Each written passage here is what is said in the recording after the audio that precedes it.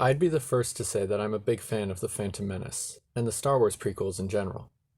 The Phantom Menace is among the weakest Star Wars movies, but it's still a good one, and still important to the saga.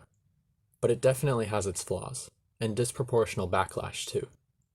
Let's take a deep dive into the unfortunate story of how the Phantom Menace's critical unpopularity accidentally gets numerous unrelated Star Wars media projects cancelled.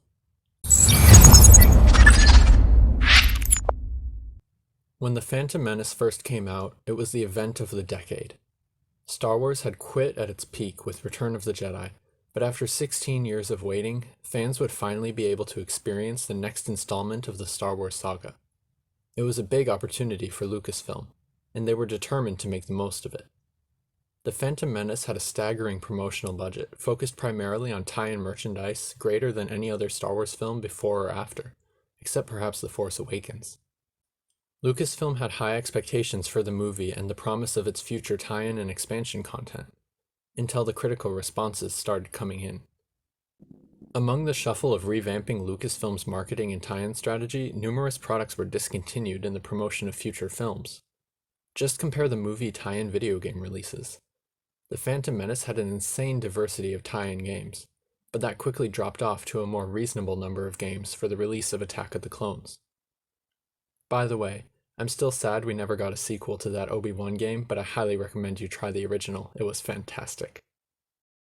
But the Phantom Menace's Ultimate Edition soundtrack, containing nearly the full movie score rather than just the main tracks, similarly flopped, prompting the cancellation of Ultimate Edition soundtracks for Attack of the Clones and Revenge of the Sith. But the Phantom Menace accidentally hitting pause on big Lucasfilm projects didn't end with the movie releases.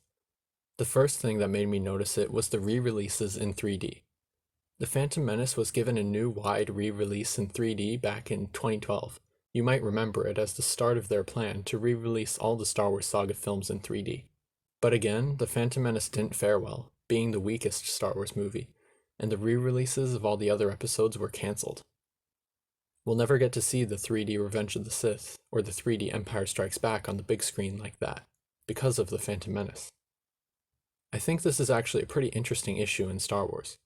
When events, promotions, or tie-in material are planned, it's natural to apply them to the movies in chronological episode order. But the problem is that the first episode just isn't strong enough to support such new programs. This results in lots of great Star Wars projects being unceremoniously cancelled before they can reach the much stronger tie-ins of Revenge of the Sith and The Empire Strikes Back. Of course, this problem is fading away more and more now as the media becomes more diversified, especially with the power of the internet and the new prevalence of Disney Plus shows. Even for this channel though, I began with deep dive analysis of the Phantom Menace, which I still plan to continue because I'm stubborn and I think it's underrated. But the Phantom Menace on its own just isn't a strong enough film to build something new around it. It still gets attention, but not nearly as much as the other films.